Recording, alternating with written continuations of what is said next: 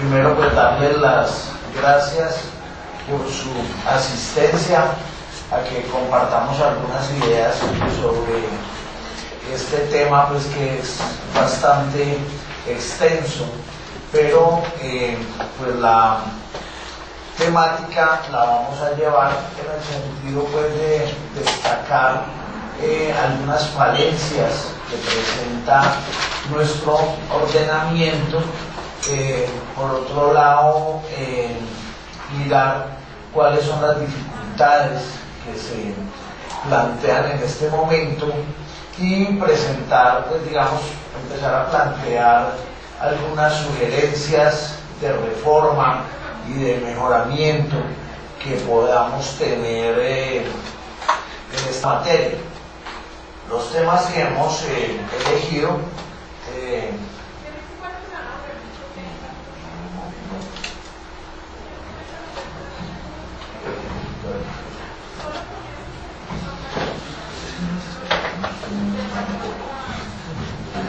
le pasa? Que una mujer allá cerca. ¿Será? No. Ya.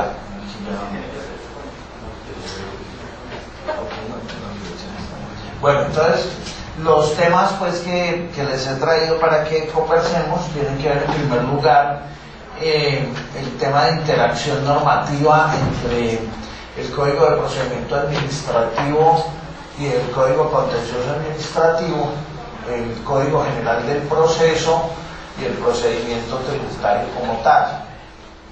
Luego analizaremos un poco el tema de la gobernanza electrónica y el procedimiento tributario.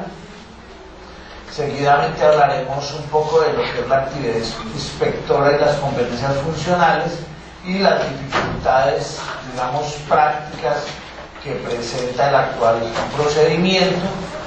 Y para cerrar haremos algunas referencias en cuanto al tema de sanciones, responsabilidad solidaria, pruebas y comentaremos alguna jurisprudencia que se ha producido en materia de procedimiento en el último año. El procedimiento tributario como tal pues tiene su génesis en el derecho administrativo, de tal manera que siempre, desde siempre, ha habido una completa interacción normativa entre esas materias. Nuestro procedimiento tributario actual tiene origen en el decreto legislativo número 1651 del año 61. Todavía conservamos muchas figuras de aquel entonces que no han sido modificadas.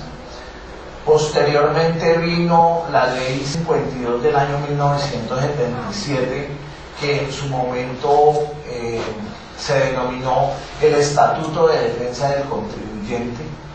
En ese estatuto, recuerdo mucho, tuvo su origen el artículo 730 del Estatuto Tributario sobre las causales de nulidad de las actuaciones, digamos, que se surtían en ese momento. Después vino, digamos, una de las que yo considero una reforma que fue bastante estructural en el procedimiento tributario colombiano, bajo el gobierno de Virgilio Barco, que fue el decreto legislativo número 2503 del año 1987, en el cual pues se normalizaron muchos trámites que había en ese momento. Entonces se eliminó, por ejemplo, la recaudación directa de los tributos por parte de la DIAN y de las oficinas recaudadoras. Se eliminó el llamado paz y salvo nacional, que era requisito en su momento para poder otorgar escrituras públicas, por ejemplo, y para muchas actuaciones que debían surtirse. Eso se presentaba o se prestaba para muchas actuaciones de corrupción en su época. Había muchos desfalcos en las recaudaciones y en la misma día de los dineros que se recibían, y se modernizó completamente toda esa situación eliminando los anexos de las declaraciones tributarias, estableciendo los pagos en bancos, presentando las declaraciones directamente en su época en los bancos. En ese momento no había presentación electrónica de declaraciones y se modernizó muchísimo el tema de presentación y autodeclaración y pago de todas las declaraciones tributarias del orden nacional. Esto después paulatinamente fue, digamos, seguido por algunas entidades territoriales. Después de esa gran reforma del decreto legislativo 2503 del 87, pues hemos asistido a una gran serie, una gran cantidad de reformas tributarias, las cuales pues lo que han hecho es adicionar algunas normas, principalmente medios de control, el tema de la facturación, el tema de los controles y los documentos equivalentes. Se han, digamos, reestructurado términos de actuación de las administraciones tributarias. Se ampliaron los términos de revisión, por ejemplo, de las declaraciones que determinaban pérdidas fiscales o en su época deducían pérdidas fiscales o el viaje compensa. Entonces, digamos, se amplió ese término a 5 años y así paulatinamente se ha ido modificando todo el procedimiento tributario. Luego vino un poco la modernización a los temas electrónicos, la presentación electrónica de declaraciones, modificamos el tema del registro único tributario, ya pues estamos, digamos, en muchos adelantos en relación con ese tema. Como les decía inicialmente, el derecho administrativo, digamos, siempre ha jugado un papel muy importante en materia del procedimiento tributario. En materia del procedimiento tributario, pues tenemos unas normas de aplicación preferente por ser una rama autónoma del derecho como tal, el derecho tributario y su procedimiento como tal, y como normas especiales, pues en primer lugar aplicamos las normas supranacionales de naturaleza procedimental, que son aquellas pues que se pactan en los tratados internacionales, en los convenios de doble imposición, ahora en todos estos convenios de intercambio de información tributaria. Son procedimientos, digamos, que tienen prevalencia como tal sobre el ordenamiento interno. Y luego pues aplicamos nuestro procedimiento tributario en las especialísimas normas que tenemos.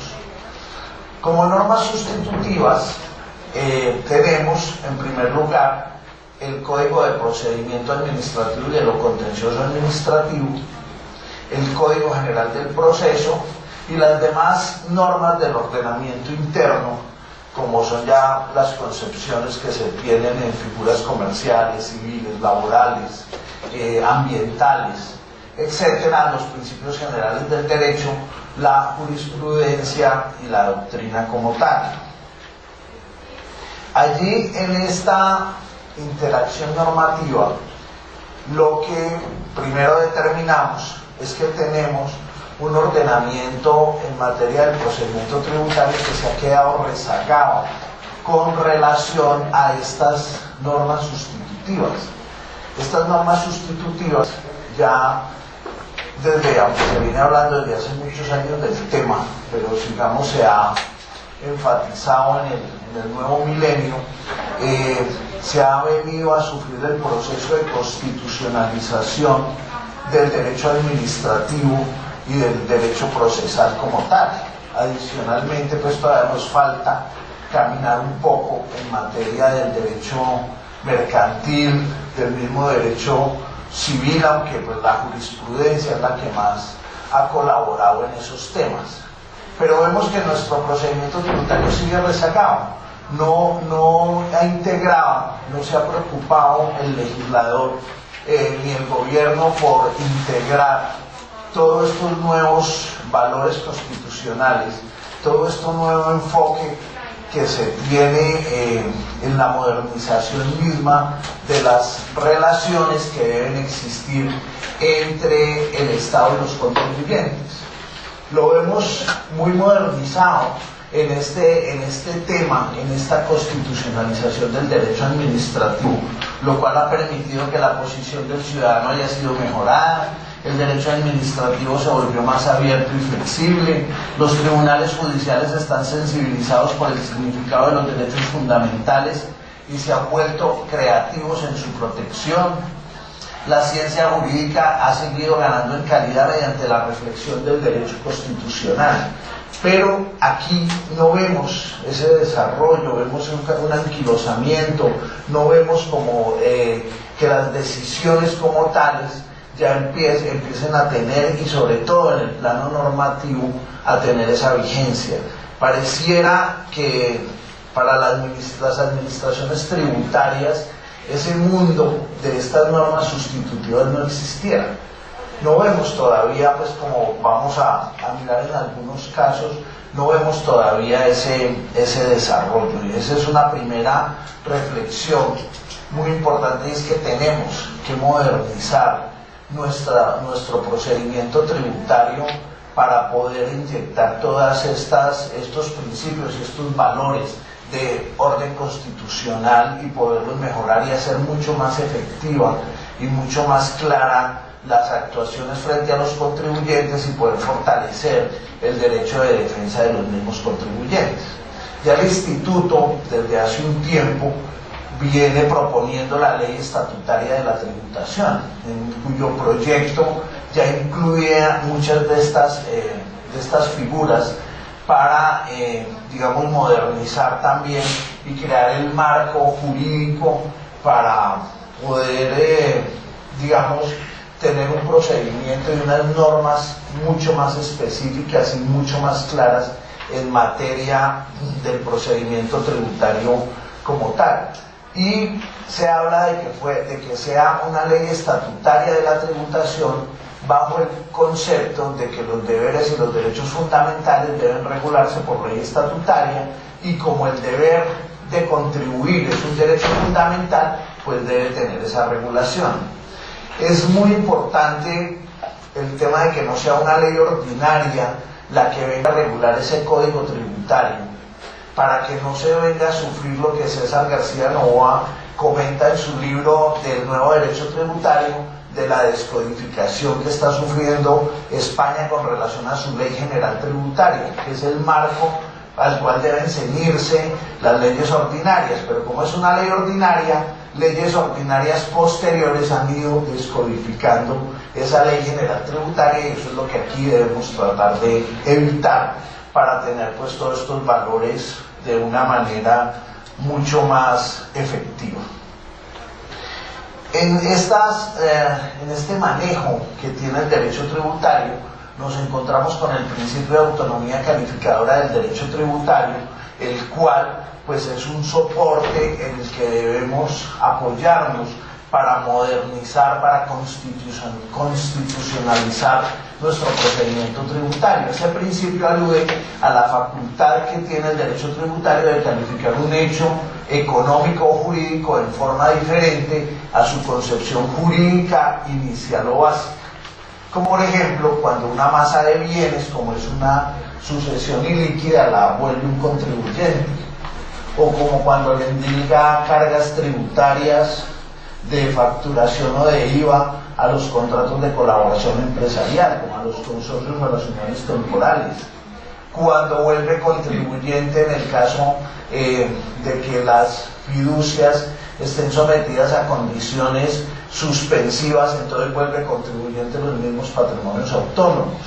Son figuras que poco a poco digamos, se han ido implementando, pero que tiene, lo que quiero resaltar, es la facultad que tiene el derecho tributario como tal de poder ciertas figuras acomodarlas y ajustarlas a los verdaderos intereses y a los fines del derecho tributario como tal. De otro lado, tenemos en esta interacción normativa pues la referencia de la sentencia 1201 del 9 de diciembre del 2003 de la Corte Constitucional Colombiana, entre otras, donde claramente estipuló que en lo no previsto en la normativa procedimental tributaria se aplica el Código de Procedimiento Administrativo y de lo contencioso administrativo. De otro lado también tenemos la resolución 7614 del 2010 de la DIAN, que hace también una remisión expresa a estas normas en desarrollo pues, de ese mismo desarrollo jurisprudencial, de que en lo no previsto entonces debemos acudir al Código Contencioso. Con esto, ¿hacia dónde vamos? Es a mostrar un poco cómo el derecho administrativo nos sirve en muchos casos de lo no previsto para poder, digamos, defender y para poder aplicar aplicarlas a ciertas situaciones que no están reguladas en el procedimiento tributario como tal. El procedimiento administrativo como tal pues tiene la finalidad de proteger y garantizar los derechos y libertades de las personas, la primacía de los intereses generales, la sujeción de las autoridades a la Constitución y demás preceptos del orden jurídico, el cumplimiento de los fines estatales, el funcionamiento eficiente y democrático de la administración y la observancia de los deberes del Estado y de los particulares. Como vemos, es todo un contenido de administración pública, por lo cual pues siempre sugiero debemos referirnos, debemos ir a buscar toda la doctrina en derecho administrativo para poder entender y ampliar y poder fundamentar todos estos conceptos, porque lo que no podemos olvidar, ni pueden olvidar las administraciones tributarias, es que son parte de la administración pública, que los funcionarios son funcionarios públicos y por lo tanto tienen que cumplir con todo este ordenamiento en la forma como está estipulado. Y esto está soportado en la misma Constitución. Tenemos el marco jurídico para el ejercicio de los poderes públicos, tenemos pues la definición de Estado social de derecho y todo lo que el constitucionalismo nos aporta en ese concepto, la participación de todos en las decisiones administrativas en el artículo 2, y tenemos la constitucionalización de los principios del derecho administrativo, porque también juega de las dos maneras. Algunas figuras constitucionales que se han plasmado en el derecho administrativo, pero también la Constitución ha elevado a ese rango algunos conceptos del derecho administrativo para poder solidificar y darle muchas más bases al derecho administrativo como tal. Y allí encontramos el artículo 209, donde nos dice que la función administrativa se desarrollará con fundamento en los principios de igualdad, moralidad, eficacia, economía, celeridad, imparcialidad y publicidad. Y esto se complementa entonces con los derechos fundamentales. Es allí donde tenemos que la protección, esa categorización, ese elevar al rango constitucional todos los derechos fundamentales del año 91, completados con toda la estructura de la función pública y la función administrativa, ha llevado a personas como el catedrático Gerhard Schmidt de Alemania a decir que tenemos una de las constituciones más modernas del mundo en ese sentido, en que no solo tenemos ya consagrados los derechos fundamentales, sino que además tenemos todas las acciones constitucionales para hacer valer esos derechos. Y aquí es esencial como tal el derecho fundamental al debido proceso del artículo 29 de nuestra Constitución Política, las normas especiales de la ley tributaria en cuanto a fuentes legales, digamos, de esos principios orientadores. Y lo que llama la atención en esta constitucionalización del derecho administrativo es esta norma donde el derecho fundamental al debido proceso adquiere la categoría de principio como tal del derecho administrativo. Entonces allí nos dice que las actuaciones administrativas se adelantarán conforme con las normas de procedimiento y las competencias establecidas en la Constitución y la ley, con plena garantía de los derechos de representación, defensa y contradicción. Así, de esa manera, vemos que además en esa norma en materia sancionatoria, adicional al principio de legalidad de las faltas y sanciones, pues establece que se debe tener en cuenta la presunción de inocencia en la imposición de sanciones, el principio de la no reformatio imperius, para no hacer más gravosa la situación del apelante o del recurrente, el principio del non bis in idem, y es que nadie puede ser juzgado dos veces por la misma conducta que sea sancionable, y además destaca, digamos, el último inciso del artículo 29 de la Constitución Política, donde nos dice que es nula toda prueba que sea obtenida con violación del debido proceso.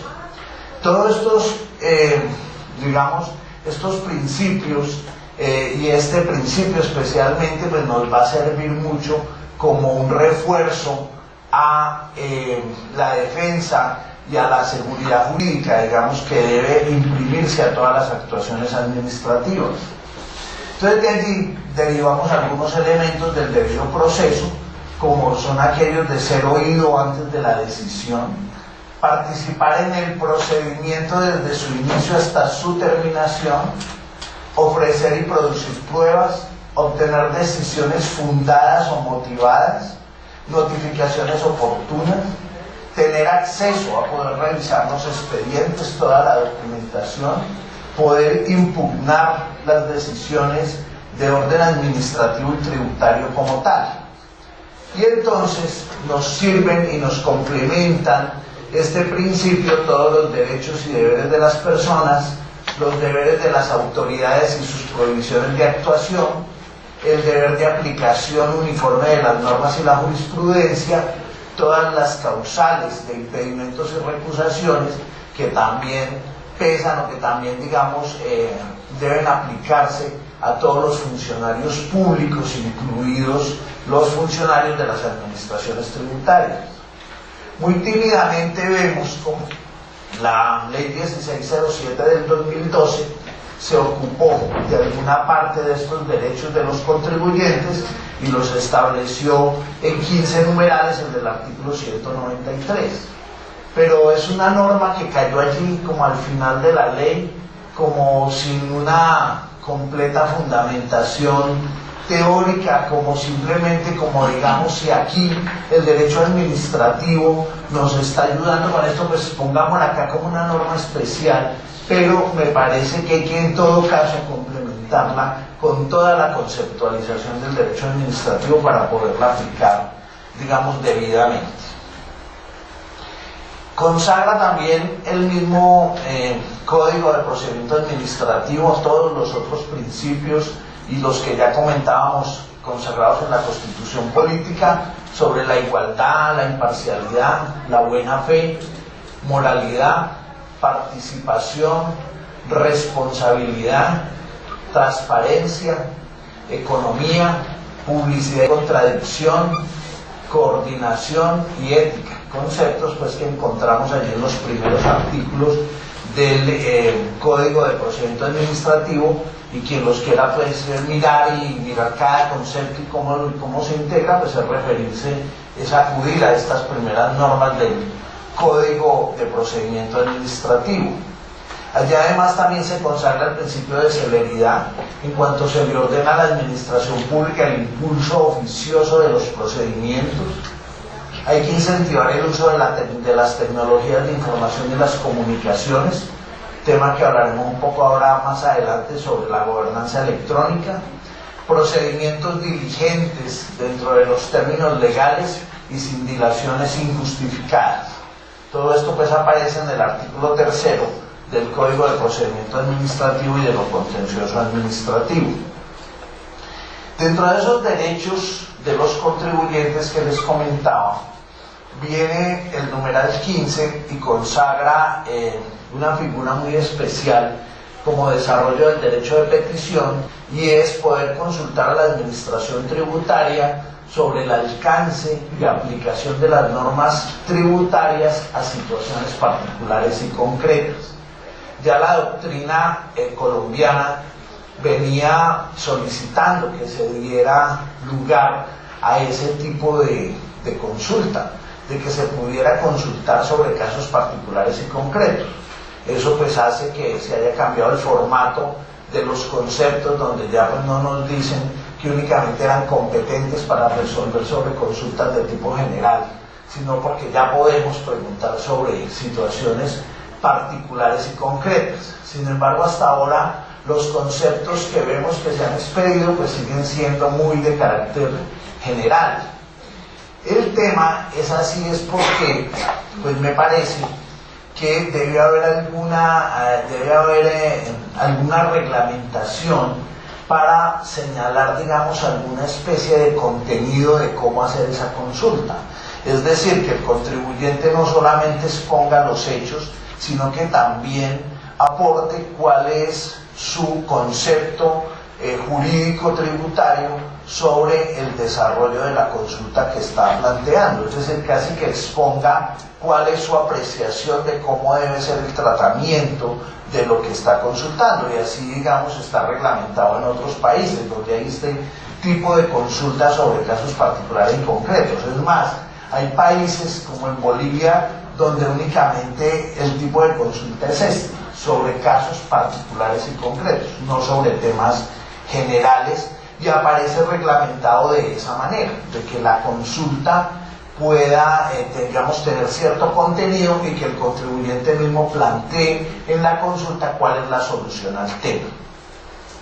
De todas maneras, también se pide fijar un poco los efectos de esa consulta. Digamos, nosotros sí tenemos la norma pues que nos dice que en caso de que actuemos con base en conceptos expedidos por la autoridad tributaria, pues deben respetarse todas las actuaciones, tanto por los mismos funcionarios como por los jueces, porque se está actuando bajo la luz de la doctrina misma expedida por la autoridad tributaria. Sin embargo, pues es bueno saber cuál es ese efecto de esa vinculación, porque mire que el concepto como tal, o la decisión a la consulta, sí es vinculante para la administración, pero no es vinculante para el mismo contribuyente que lo está consultando. Así también se maneja en otros países, donde él verá si opta por manejar la situación o no que le está planteando el contribuyente. Y uno de los temas dos temas que digamos que preocuparon mucho en su época al doctor Eusebio González García, que en paz descanse, era si esa consulta iba a tener, en caso de que no se resolviera dentro del tiempo oportuno, si podía tener silencio administrativo negativo o positivo. Era una de las inquietudes. Y la otra era si esa consulta como acto administrativo que contiene una decisión, que en eso hemos avanzado bastante porque pues los conceptos se han entendido como actos administrativos demandables ante la jurisdicción, también sería impugnable en el evento que la decisión no se ajustara pues al planteamiento que estuviera presentando el contribuyente o tuviera variaciones, digamos, que requirieran aclaración. Entonces, si esa decisión podía ser recurrible. Son los temas que quedan allí sobre esto de las consultas particulares y concretas. Nos parece que sí debiera de haber algún pronunciamiento, algún manejo legal para poder entonces solucionar este tipo de temas. En todo lo demás del derecho de petición, pues vemos que como remisión expresa por la jurisprudencia y la misma doctrina, entonces se aplica pues para aquellos casos. Todo el derecho de petición lo vamos a aplicar en materia tributaria en aquellos casos que no aparezcan debidamente regulados. Allí, por ejemplo, siempre he mirado con mucha atención, ahora que hablamos de la internacionalización de nuestro derecho tributario, que estamos firmando convenios de doble imposición, adhiriendo a tratados de intercambio de información, acaba de salir por allí el proyecto de resolución FATCA, donde pues tenemos que ya es un control, una información automática la que va a haber que reportar para los fines de esos convenios, me llamó mucho la atención que en los convenios que ha firmado Colombia se habla de un procedimiento amistoso en el evento en que un contribuyente tenga algunas diferencias con el otro estado contratante sobre un tratamiento tributario determinado. Y en ese caso, pues lo que se regula en estos convenios de doble imposición es que la persona, el contribuyente, debe solicitarle a la autoridad tributaria de su país, en nuestro caso a la DIAN, para que inicie el procedimiento amistoso ante la administración correspondiente del otro país. Resulta que ya hemos firmado muchos convenios y ese tema no aparece reglamentado por ningún lado. Si ustedes van a España, en España encuentran el decreto reglamentario que nos dice, la reglamentación que nos dice cómo se debe manejar ese procedimiento amistoso si es un residente español el que inicia el procedimiento. Y el otro decreto nos dice cómo debe atender el procedimiento la administración española si es la administración de otro país en la que le está solicitando el procedimiento amistoso. Entonces volvemos a un tema que ya también lo habla mucho la doctrina, y es el tema de los derechos de los contribuyentes en este derecho, en este mundo internacional, en este derecho tributario internacional. No estamos haciendo la tarea en la forma como debe ser para que nuestros residentes o nuestros, digamos, corresponsales o inversionistas de otros países pues puedan ejercer ese derecho. Entonces, ¿a qué tenemos que acudir? Será un derecho de petición, además con un agravante, y es que la administración tributaria decidirá si el procedimiento es viable o no. Y entonces, si sencillamente estima que no es viable, fregóse el contribuyente porque no tiene otra opción para poder entonces solucionar su problema. Tendrá que irse a ese país a poder entonces discutir, serán las liquidaciones oficiales que le practiquen, iniciar los procesos correspondientes, echarse al hombro pues 1000 procesos porque sencillamente no tuvo el apoyo de la autoridad tributaria de su país para poder solucionar ese tipo de cosas. Entonces en eso estamos muy mal, no estamos haciendo la tarea, y de eso tenemos más comentarios más adelante. Otra de las figuras del procedimiento administrativo, y que se hizo mucho énfasis en esta sentencia que les citaba del año 2003, es la vinculación de terceros a las actuaciones administrativas.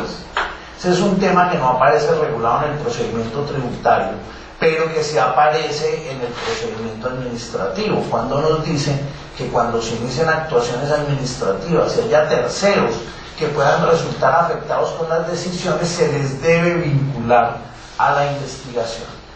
Entonces esto aquí ha sido, al menos pues no sé, de pronto Bogotá, pero a nivel provincial esto sí ha sido muy complicado, porque resulta que la misma DIAN entendió en vigencia del Código de Procedimiento Civil que entonces los responsables solidarios y los responsables subsidiarios eran unos litisconsortes facultativos. Entonces resulta que en ese momento no teníamos en nuestro, pues ya lo tenemos en el Código General del Proceso, aquí sí tenemos ya la diferencia entre el litisconsorte facultativo, el litisconsorte cuasi necesario y el litisconsorte necesario. Esa categoría del litisconsorte cuasi necesario no existía en el Código de Procedimiento Civil, y por lo tanto todo era de desarrollo doctrinal y jurisprudencial. Pues ahora sí la tenemos, porque resulta que un litisconsorte facultativo es aquel que puede intervenir en el proceso y actuará por allá solo, y sus actuaciones no tienen ningún efecto con respecto a los demás. Entonces ese concepto lo tenemos que desechar, porque es que para un responsable solidario o subsidiario sí tiene mucho interés en las resultas de la investigación administrativa, y por lo tanto entonces tenemos que mirar en cuál de las dos categorías lo ubicamos, si como litisconsorte cuasi necesario o como litisconsorte necesario. Mi posición es que debe ser un litisconsorte cuasi necesario, en el sentido de que hay que vincularlo, hay que notificarle de la actuación, pero ya si él no actúa, pues se sigue actuando o con el deudor principal o con cualquiera de los responsables solidarios o subsidiarios que actúen, y al final pues la decisión sí va a tener un resultado para todos, pero se les está dando la oportunidad de actuar.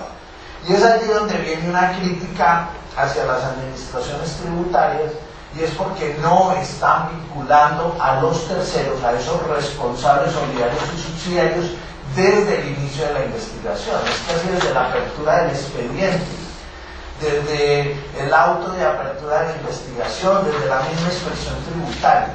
Han entendido que no, que esto se les vincula es cuando se produce el requerimiento especial. Primero se lo notifican, por ejemplo, en el caso de una sociedad limitada a la sociedad, y un mes o 2 meses después está llegando la carta a los socios diciéndoles que ellos son responsables solidarios y que entonces ya notificaron ese requerimiento especial y que si quieren actuar lo pueden hacer. Pero la pregunta es, ¿cómo así? Si yo tengo que notificar a varios demandados en una demanda común y corriente, aplicando entonces el Código General del Proceso, los tengo que notificar a todos dentro de un término específico, y en nuestro caso, por las competencias temporales, las administraciones tributarias tienen que notificar en ese término a todos los, no solo al contribuyente, sino también a los responsables solidarios o subsidiarios, para que además las declaraciones no vayan entonces después a alegarse una firmeza por no haberlos notificado a todos oportunamente. Pues eso, digamos que juega un poco en favor de esos responsables solidarios o subsidiarios, para decir, no, es que a mí no me vincularon desde el principio, yo no soy responsable solidario. Por otro lado, mire que como me notificaron extemporáneamente, ya esa declaración está en firme, y se plantean discusiones tan interesantes como las de saber que si a un litisconsorte cuasi necesario no se le vincula a la investigación, ¿qué efectos produce? Solo que entonces queda excluido ya de ser responsable solidario, por ejemplo, o es que tiene todo el efecto de no haberlo notificado a tiempo, todo el efecto de que queda en firme la declaración privada por no haber notificado la actuación dentro de ese término legal, dentro de ese término de competencia temporal que tiene la administración para actuar. Esos son los temas, digamos, que nos trae esta discusión, digamos, con relación a todos los responsables solidarios, subsidiarios y a todos los que haya que vincular en un momento dado a las investigaciones tributarias. También nos colaboran pues con este tema del procedimiento administrativo los conceptos que trae el nuevo código sobre lo que es un acto definitivo, donde ya pues por exclusión serán actos de trámite los que solamente sirven para conducir la investigación o el procedimiento, y el concepto sobre decisiones discrecionales. Es muy valioso y que nos ayuda mucho, y que nos tiene que tenemos que empezar a utilizar estas normas de una manera bastante agresiva, lo que tiene que ver con el procedimiento administrativo sancionatorio. También tímidamente vuelvo y digo, la ley 1607 del año 2012 estableció unos principios sancionatorios sobre el principio de legalidad, en el sentido pues de que todas las sanciones deben de estar plenamente plasmadas en la ley, en la conducta como tal, primero tipificada para poder derivar una sanción, el principio de lesividad, que de verdad se cause un daño al fisco, el principio de favorabilidad, de proporcionalidad, de gradualidad, economía, eficacia e imparcialidad, y aplicación de principios e integridad normativa. Entonces, aquí el complemento a ese artículo va a ser todas estas normas que en el derecho administrativo nos consagran el procedimiento administrativo sancionatorio en cuanto a la gradualidad de las sanciones, en cuanto a los conceptos de renuencia del administrado, en cuanto al concepto de caducidad para actuar. Nosotros en la norma tributaria, recordemos que tenemos un concepto de prescripción, en el sentido de que si dentro de los 2 años siguientes al vencimiento del plazo para declarar renta del año en que ocurrió la infracción no se notifica el pliego de cargos, entonces prescribe la sanción. Y si después de dar la respuesta o de que corre el término para la respuesta al pliego de cargos, no se producen y notifica la resolución que impone la sanción, también prescribe la sanción.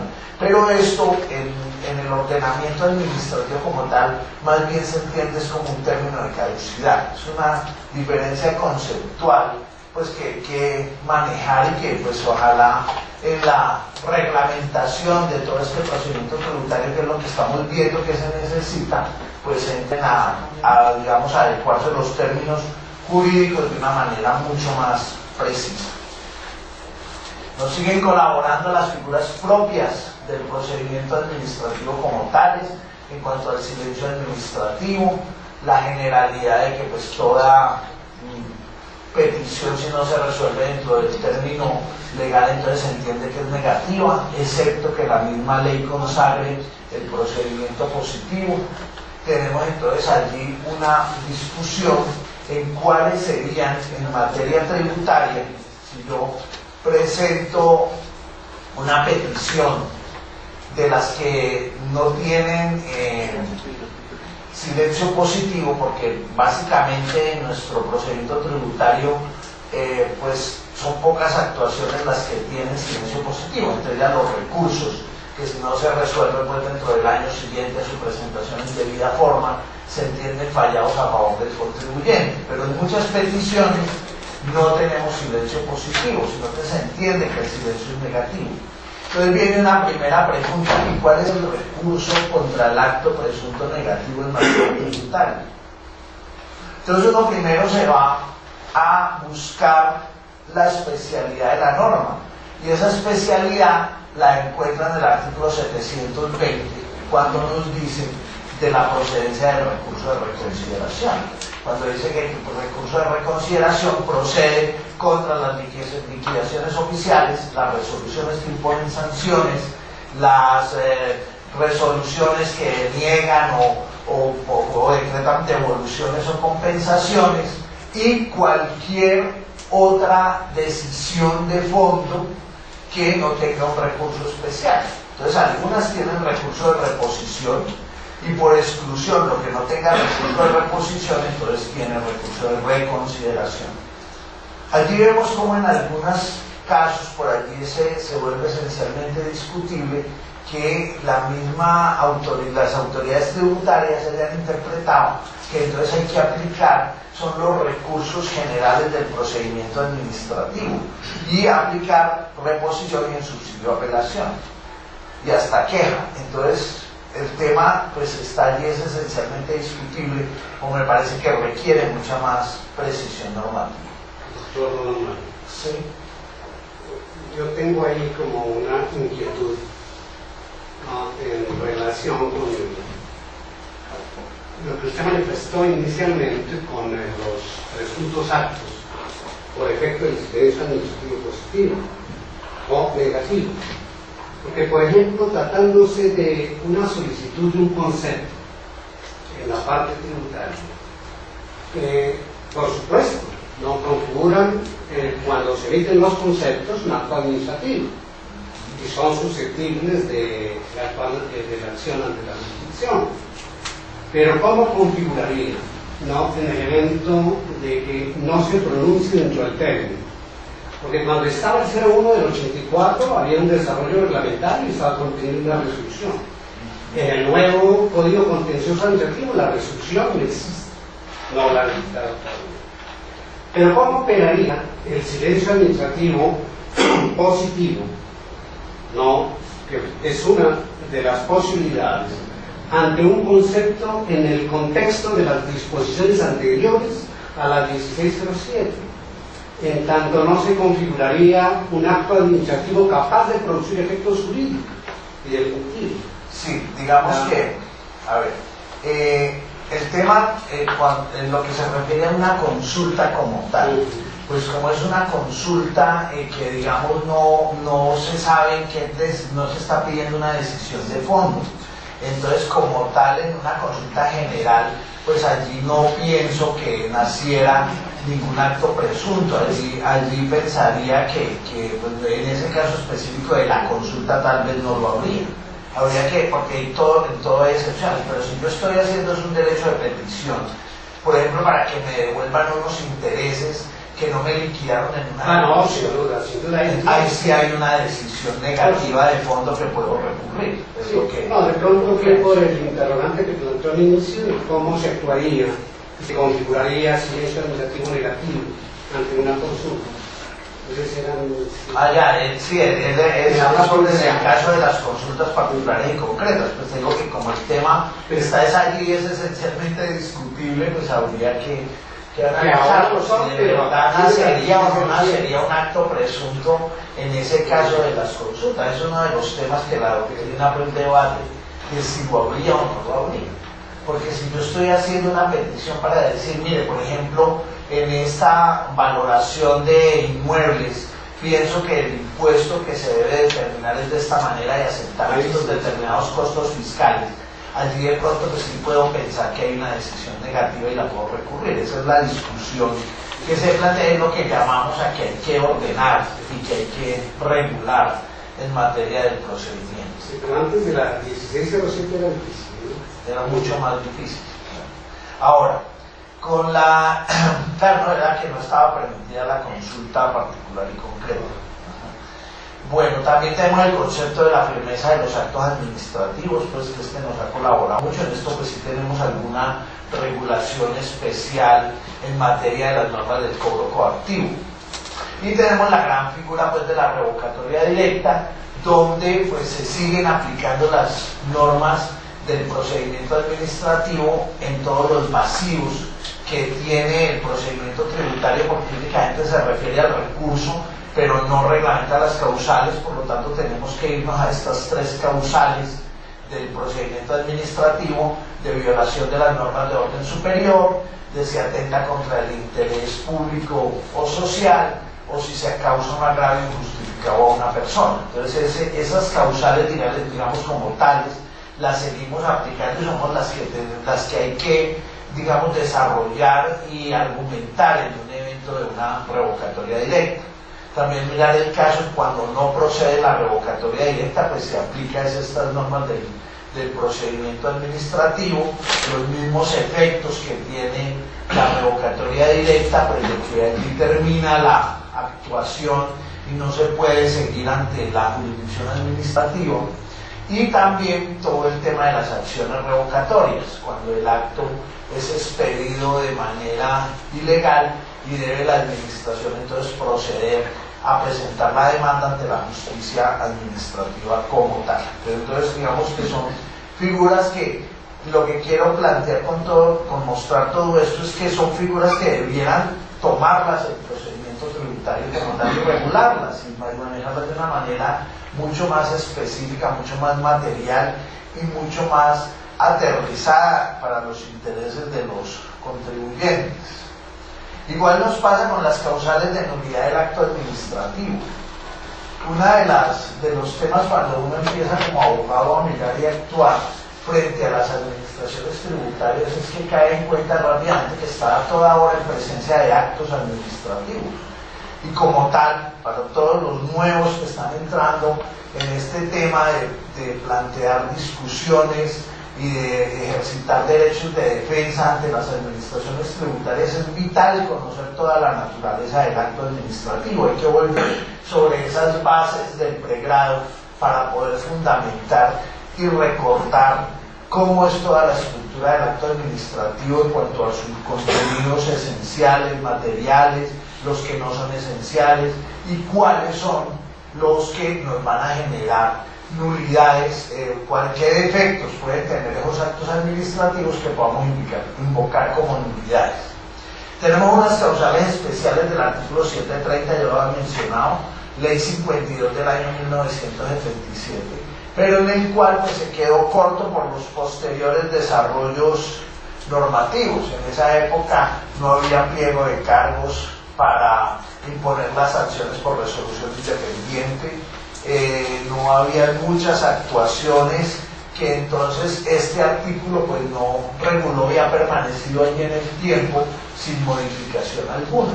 pero en su numeral sexto se hace una referencia que dice que se aplicarán todas las demás causales de nulidad que se estén contenidas en otras normas.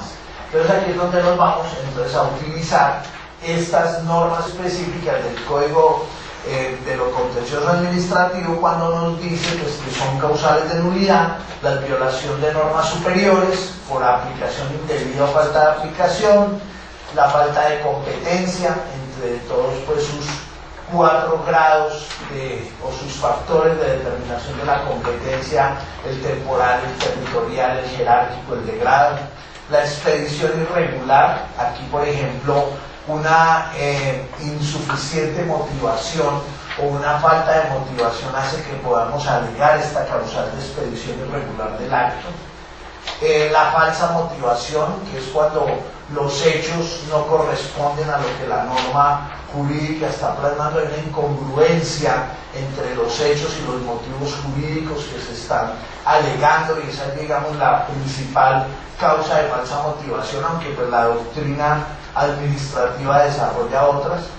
El desconocimiento del derecho de audiencias y defensa, para allá vamos, esta es una de las sugerencias que hay dentro de lo que traemos, y la desviación de poder, que es la que presenta unas figuras, pues la primera, el abuso de la autoridad misma, el otro puede haber desviación de poder en el tema de que el funcionario pretenda beneficiar tanto a la administración que exagera el contenido de la decisión, porque está extralimitando la norma y ahí hay desviación de poder, y también en los casos en que pues, se buscan otros intereses diferentes al buen recaudo y se buscan más intereses de tipo personal por parte del funcionario que esté actuando. En cuanto al Código General del Proceso, pues este nos trae, digamos, también las normas, digamos, son supletivas y de aplicación directa en el procedimiento tributario ante la falta de regulación en el procedimiento tributario como tal. La primera gran observación que toda la vida he hecho, inclusive en vigencia del Código de Procedimiento Civil, era que jamás las autoridades tributarias han tomado en cuenta las formalidades propias de cada procedimiento, de las formalidades propias de cada juicio en sentido del desarrollo del debido proceso, porque resulta que nunca han tenido en cuenta las reglas sobre solicitud de las pruebas, cómo es que se deben solicitar las pruebas y el decreto y la práctica de las pruebas mismas como tal. Por ejemplo, para las administraciones en las que me toca vivir, que son las territoriales, por así decirlo, uno ve unas cosas que son, digamos, muy típicas. Por ejemplo, un funcionario tenía que tomarle un testimonio a un trabajador que había estado en una compañía porque supuestamente el trabajador había prestado un dinero a la compañía y la DIAN andaba detrás de que esos préstamos eran simulados. Pues el funcionario de Palmira B se fue a Buga a buscar, porque ubicó por la EPS donde estaba el trabajador. Se fue y lo encontró ya no en la compañía esta, sino en otra, en una carpintería, donde entró preguntando por el dueño de la carpintería. Ya primero el gran susto de ese señor que le llegó la DIAN, porque pues eso era en el imperio del terror. El primer gran susto, y el segundo, pues que el trabajador lo hicieron pasar a la gerencia, tomarle un testimonio sin juramento, sin haber convocado, sin haberle notificado al contribuyente que se iba a practicar esa prueba para que pudiera participar, contrainterrogar al testigo, mejor dicho, violó todas las reglas, todas las normas.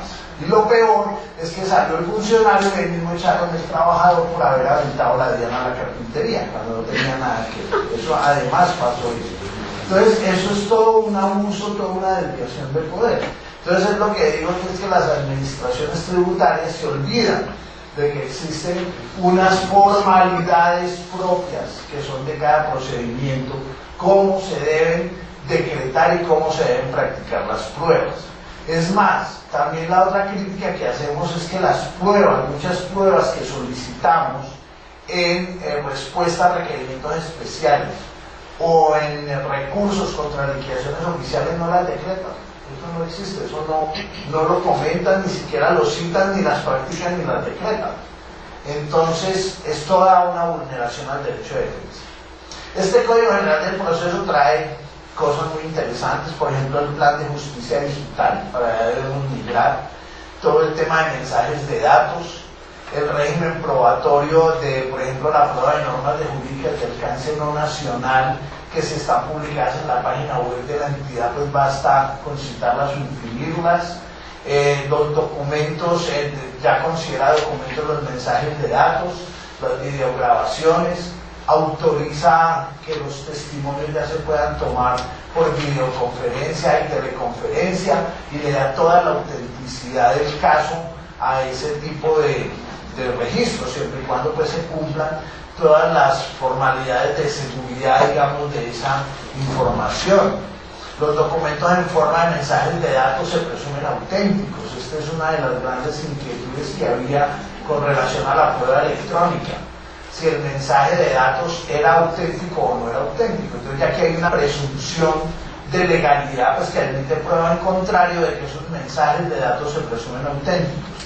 La valoración de los mensajes de datos como tal, documentos, también regula todo lo de documentos que ya lo traía el anterior código, pero digamos aquí lo mejora en el sentido de incluir también el apostilamiento de idiomas, documentos en idioma extranjero y otorgados en el exterior, y una prueba que se llama prueba por informe, que es que se puede solicitar a cualquier entidad pública sencillamente que rinda un informe de determinada situación que sirva como prueba en el proceso. Entonces basta el informe que remita el funcionario, el director, quien sea el encargado de la oficina pública encargada para poder tener y allegar esa prueba al expediente.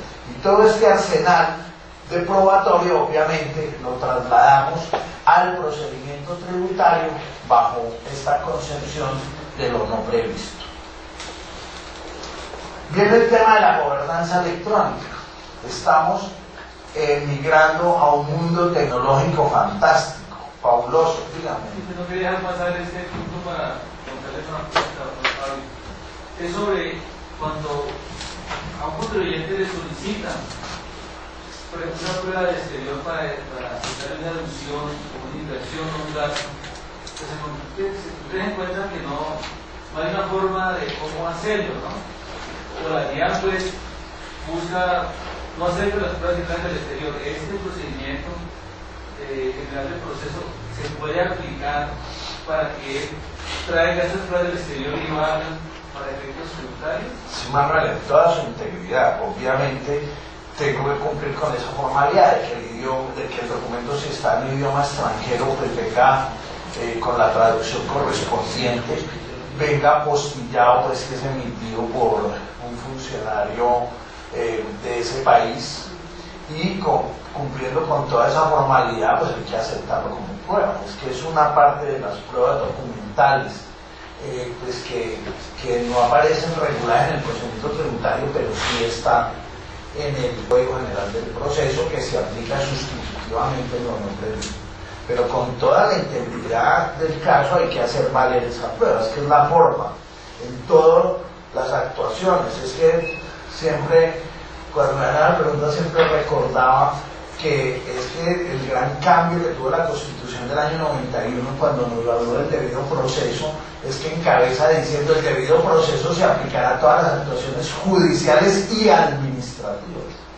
O sea que eso dio una cobertura enorme y un fortalecimiento, digamos, de cómo tenemos que aplicar todas las ritualidades propias de los procedimientos, de las pruebas. Eso es que hay que aplicarlo así, eso no se puede seguir desconociendo.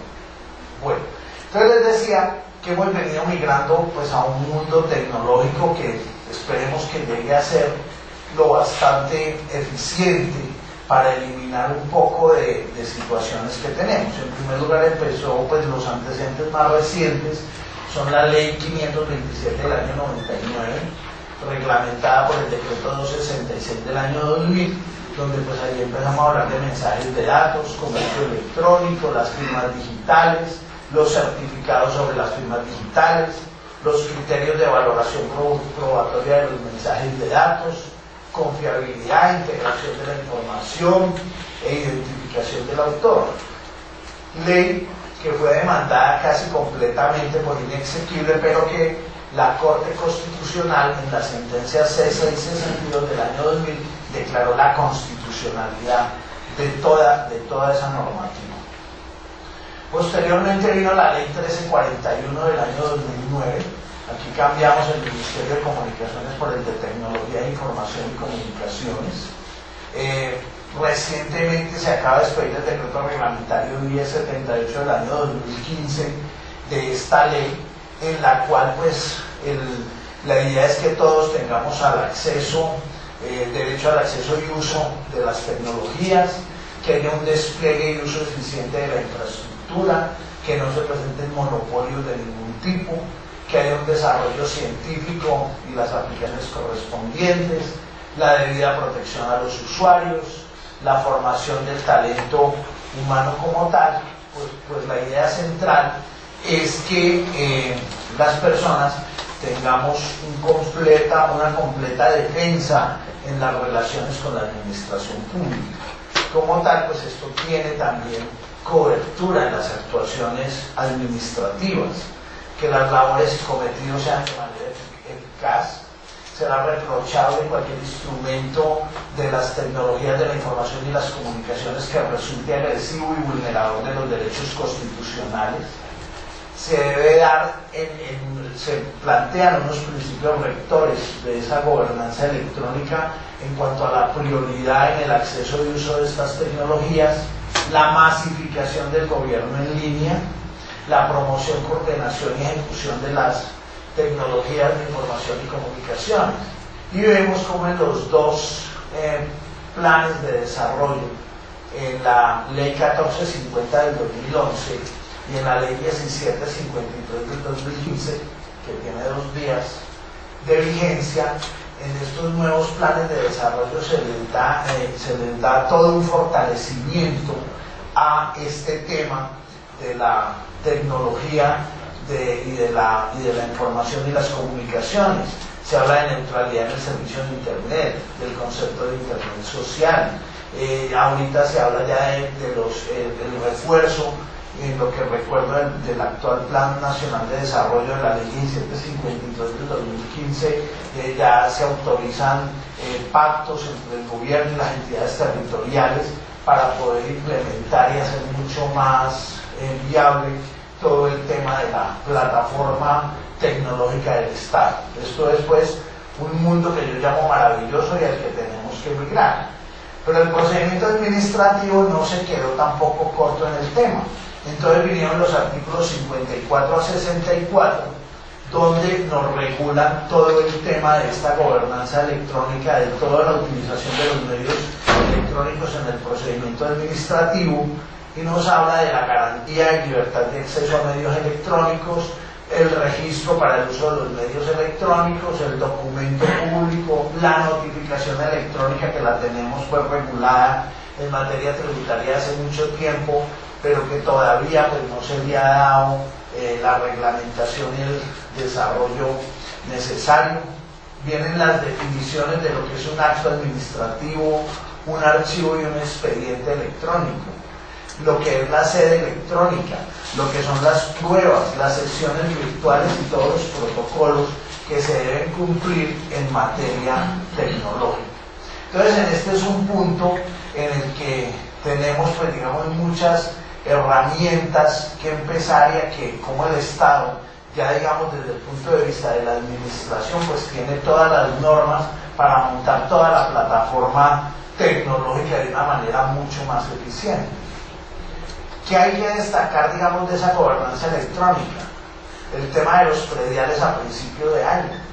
En Cartagena el 3 de enero se pudo entrar e imprimir los recibos de impuesto predial, además porque dan un descuento para el que paga en enero y febrero como el 15%, y inmediatamente el 3 de enero, que fue el primer día hábil del año 2015, se pudo imprimir ese recibo de impuesto predial. En Medellín también fue, digamos, muy generoso y muy fácil pagar el impuesto de vehículos.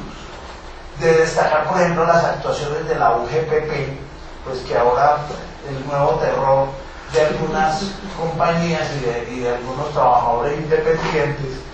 Entonces, pero allí, por ejemplo, cuando mandan la primera actuación, le mandan a preguntar al contribuyente si quiere que la notificación electrónica sea preferente, como lo dice la norma tributaria. Y entonces, pues ya tenemos cosas que destacar. Para mejorar, por ejemplo, en Armenia y Cali no se pudieron hacer negocios de inmuebles y no hasta febrero. En Bogotá creo que también pasó lo mismo. Buena parte de los primeros días del año no se podía pagar el impuesto predial para poder obtener unos pasisalvos y poder hacer negocios. Yo conocí el caso de un negocio en Armenia que creo que es el de 2 o 2 porque es que tampoco era culpa del vendedor que no compareciera a la notaría con el pasisalvo, pues porque era que sencillamente no lo había. No podía hacer el pago porque la administración tributaria no había hecho toda la diligencia necesaria. Y me parece que también, digamos, en materia del RUT, pues ya hemos mejorado, ya por lo menos para actualizarlo no hay que ir a la DIAN, pero me parece que ese es un tema de reforma que debemos mejorar. Yo creo que debemos de poner allá un gerente de esos que le ponen el alma a todo, pues para hablar un poco del tema, le estamos poniendo el alma. Es que ya todo debiera ser por internet. No hay cosa más vergonzosa que lo que nos pasó ahora con las entidades, con las sociedades extranjeras que tenían que presentar declaración de impuesto a la riqueza. Es que nadie saca un RUT si no lo necesita.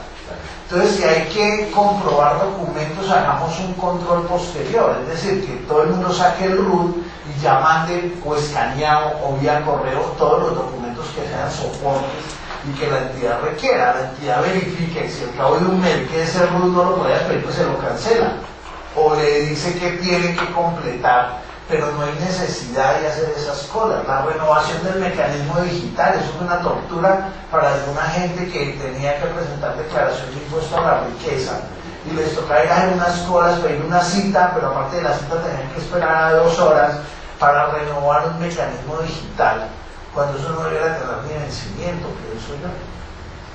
Entonces eso lo tenemos que mejorar, y en eso tiene que ayudarnos mucho toda esta plataforma tecnológica que hace que a la DIAN no haya que ir sino a llevar correspondencia o mandar eso escaneado, o cuando haya que ir a algún tema pues de mucho más, cada vez más importante que ir a hacer trámites. Ya todo debiera de manejarse por la plataforma tecnológica.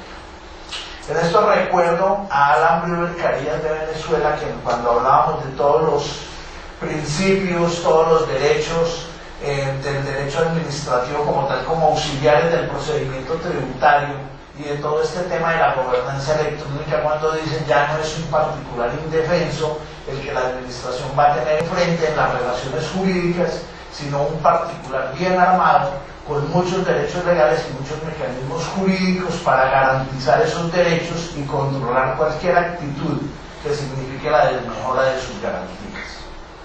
O sea que pues, tenemos buenas armas, hay que utilizarlas, hay que potencializarlas, hay que aplicar todo esto de lo no provisto, tenemos que apoyarnos en el derecho administrativo y en todos los demás regulaciones del ordenamiento para poder enfrentar todas las actuaciones.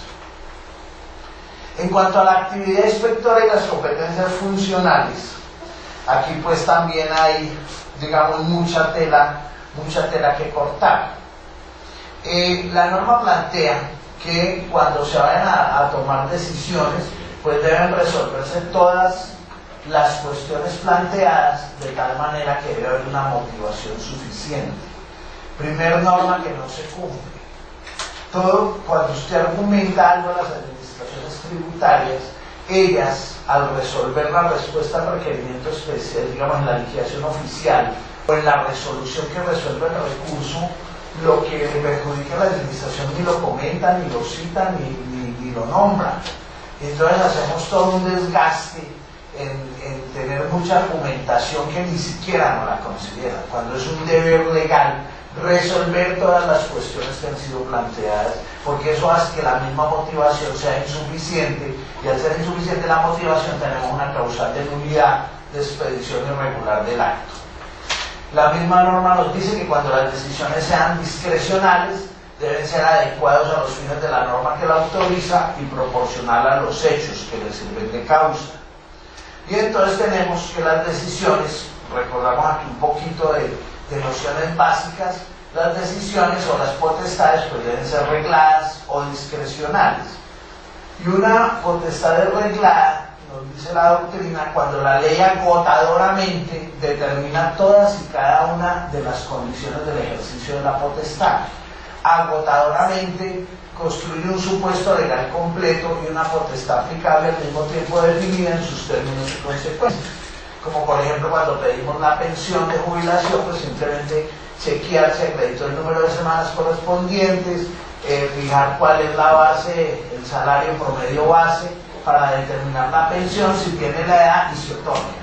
Eso es una potestad reglada, y así debiera ser también en muchos tributos, donde basta solamente determinar el ingreso, como en industria y comercio, cuál es el ingreso que corresponda que sea grabado, o la misma depuración de la renta, pues debería, digamos, entender que puede ser una potestad reglada. Sin embargo, pues tenemos en contraposición el tema de las potestades discrecionales, y allí resulta, porque la misma ley lo consagra, solamente se definen algunas condiciones del ejercicio de la potestad y se remite a la estimación subjetiva de la administración pública el resto de las condiciones, o para integrar los hechos, para definir bien los hechos, o el contenido de la decisión que se va a aplicar, o ambos. Ello significa que la norma que crea o que otorga una potestad discrecional solamente, digamos, estructura 4 elementos reglados, que son la existencia de la potestad, la extensión, pero pues no absoluta ni agotadoramente, la competencia, a qué funcionario le corresponde y cuál es la finalidad de esa facultad discrecional que se está dando.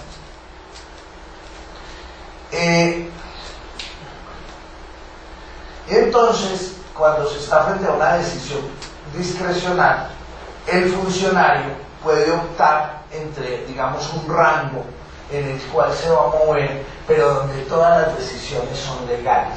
Es decir, no se trata de que pueda tomar decisiones injustificadas o abusivas, sino que ese rango es porque se lo da la ley para que pueda decidir entre varias opciones, pero todas de carácter legal, todas perfectamente definidas. Y entonces es acá donde nosotros vemos que en la aplicación de la normativa tributaria pues tenemos mucha potestad discrecional, y es allí donde, digamos, se plantean los problemas. El ejemplo más claro de una competencia discrecional está en la sanción por no enviar información. La sanción por no informar será hasta del 5% de los conceptos no informados. Yo nunca he visto, yo no sé si usted lo ha visto, si en Bogotá se ve, pero en la provincia jamás hemos visto que a alguien le propongan el 1, el 2 o el 3. Todo el mundo le proponen el 5, además porque busquen que si corrigen la omisión paguen el 10% de la sanción reducida a ese monto más alto. Entonces ahí es donde viene todo este tema de los principios sancionadores, para que podamos discutir cuál es el grado de lesividad que está teniendo el Estado. Incluso discutirlo hasta en el momento en que yo corrija la omisión y pague la sanción. Yo creo que debería entrar a discutir también esa situación, pues porque ¿por qué el 5? ¿Por qué no el 1? Entonces, ¿cuál es el perjuicio que le estoy causando al Estado? Además que pues que nos echamos al hombro unos procesos absurdos, como uno que tuvimos y que terminó hasta con peritajes de ingenieros de sistemas, porque el contribuyente, en vez de colocar el $1.000.000 con los ceros corridos, puso 1.3 ceros puntos. Entonces ese millón con puntos no le servía a nadie, que era una sanción por no informar. Entonces, y hubo procesos al final con peritazgo de unos ingenieros que estaban diciendo que ese millón era el mismo con o sin los puntos. Entonces, pues son, qué pena, situaciones que se han planteado y que se han visto en este mundo tributario. También tenemos otro tema, que es el concepto jurídico indeterminado. Miren que son los temas donde se tiene que mover el funcionario en las decisiones que toma. En primer lugar, tenemos un concepto jurídico que está determinado cuando en la ley está delimitado el ámbito de manera precisa e inequívoca. Pero hay mucho concepto jurídico que es indeterminado, porque la ley señala una esfera de realidad cuyos límites no aparecen bien precisados en su enunciado.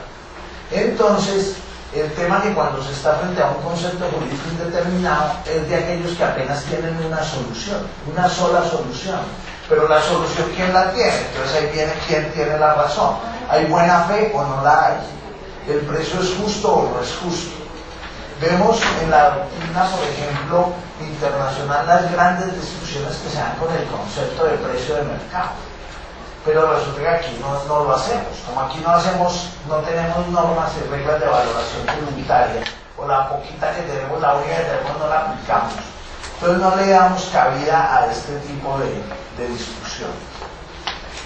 Me llamó mucho la atención encontrar que en dos jornadas anteriores del ILAC se dijera lo siguiente: en las de Montevideo se dijo que el principio de legalidad impone que tanto el procedimiento administrativo como el acto final de determinación se conduzca dentro de las normas que establece la ley, es decir, que la actuación de la administración debe ser absolutamente reglada y no discrecional.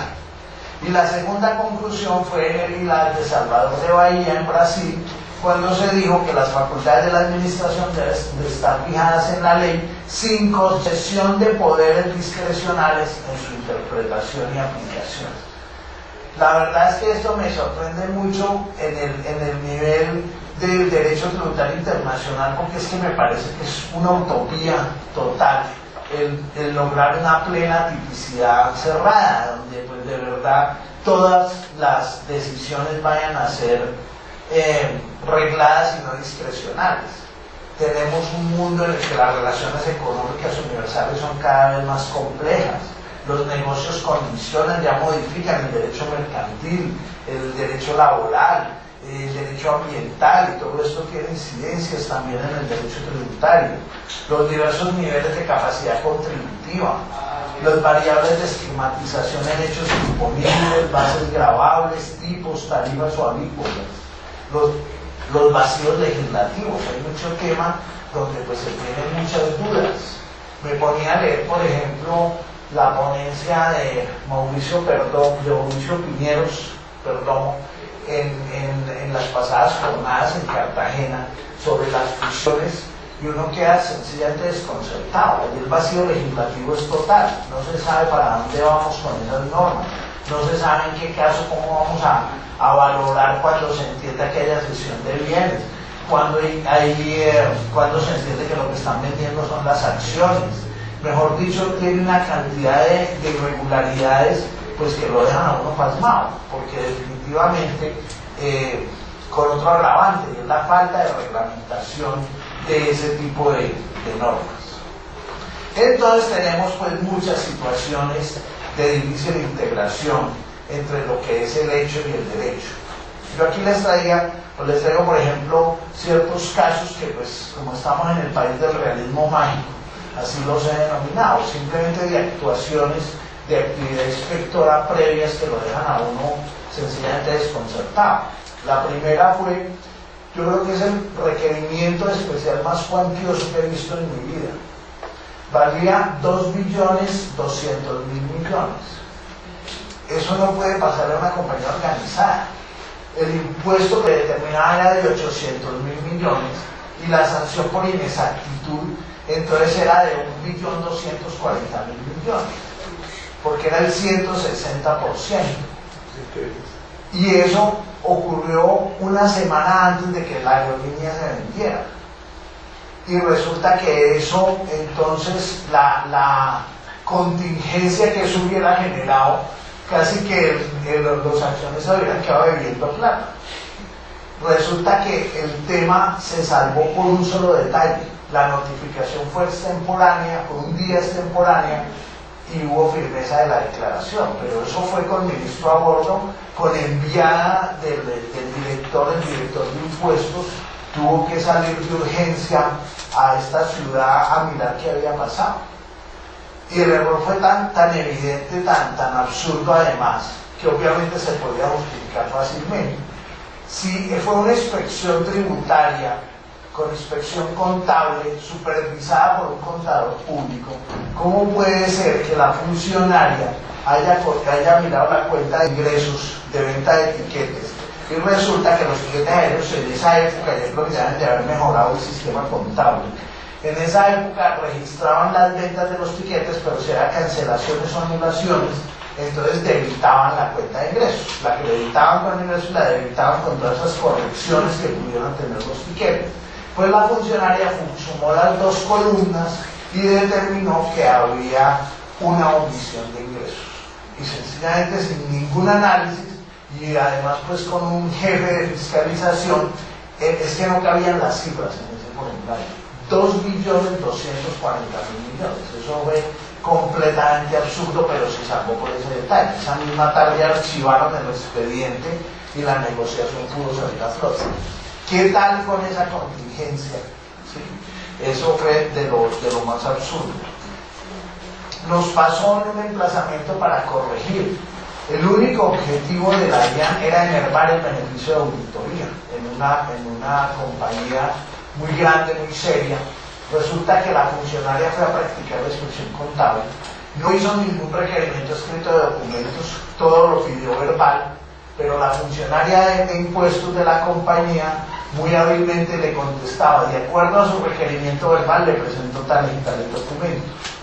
¿Qué pasó?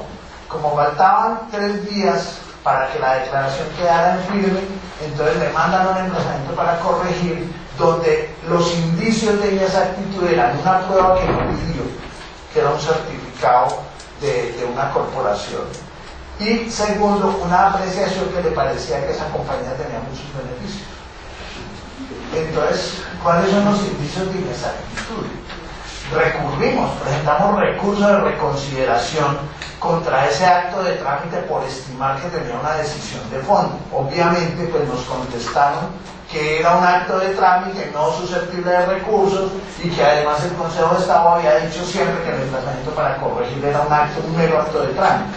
Pero es que la doctrina administrativa siempre ha dicho que si un acto de trámite está tomando una decisión de ese calibre, es que es enervar el beneficio de auditoría, es la discusión de la firmeza de la declaración de renta del contribuyente. Esa es una decisión de fondo y debía ser recurrible. Cuando resolvieron el recurso, ya habían practicado requerimiento especial y la compañía pues prefirió seguir discutiendo el tema dentro de la vía administrativa ordinaria. Pero me moría de ganas porque pusiéramos el proceso aparte, para verlo, pues para ver, al menos obtener un pronunciamiento jurisprudencial sobre ese tema. También los clientes se inventan cosas. Hubo por allá una señora que en la contabilidad para enervar, ya fue ella, para enervar que la sociedad entrara en causal de disolución, las pérdidas contables las volvió cuentas por cobrar a socios. Entonces resulta que la DIAN se fue y le determina una diferencia patrimonial que no justificara. Resulta pues que el negocio inclusive se perdió en primera instancia porque el tribunal le dio la razón a la DIAN en el sentido de decir que ahí había un incremento patrimonial que no estaba justificado. Cuando vino la apelación al Consejo de Estado, el Consejo de Estado revocó la sentencia, regañó a la señora pues por esa brutalidad, por así decirlo, contable, que eso no se hacía, pero eximió de la diferencia patrimonial con el argumento de que en las sociedades, por el sistema de partida doble, no había lugar a diferencias patrimoniales. Una sentencia está muy interesante en ese sentido, porque en las obligados a llevar contabilidad es imposible que se determine una diferencia patrimonial por el sistema de partida doble. Es uno de los temas muy interesantes. También hemos tenido investigaciones con base en fotocopias que se ven adulteradas, y entonces hay que iniciar los procedimientos de tacha de falsedad y toda la discusión que se da. Además, pues todas esas actuaciones que se inician con anónimos. Cuando uno habla frente a las administraciones tributarias de que con base en el derecho de petición es prohibido iniciar investigación o no es posible que inicien investigaciones con base en anónimos, la respuesta que dan es que no, que es que ellos tienen una prueba para iniciar la investigación. Y entonces el anónimo nunca aparece en el expediente, obviamente. Entonces son de esas actuaciones que queda un sabor muy amargo. Esto nos lleva a pensar, y con estos ejemplos que les pongo, que tenemos que modificar, tenemos que buscar una salida a este procedimiento tributario, además modernizarlo, además debemos tener una coraza muy grande con relación al tema internacional que se viene. Nosotros no podemos seguir en Colombia, digamos, con un procedimiento que ya está anquilosado, que no es dinámico, que le falta fuerza, le falta motivación. Mire la situación tributaria del país en el informe que acaban de presentar la comisión de cómo estamos de desfasados. En la revista Dinero, las compañías se están yendo. En el Valle del Cauca la floreciente inversión extranjera ya no existe. Del Valle del Cauca hace rato emigraron Quaker, Gillette, recientemente emigró Goodyear, acaba de emigrar Carmen y Chicles Adams, y Colgate está levantando dólares.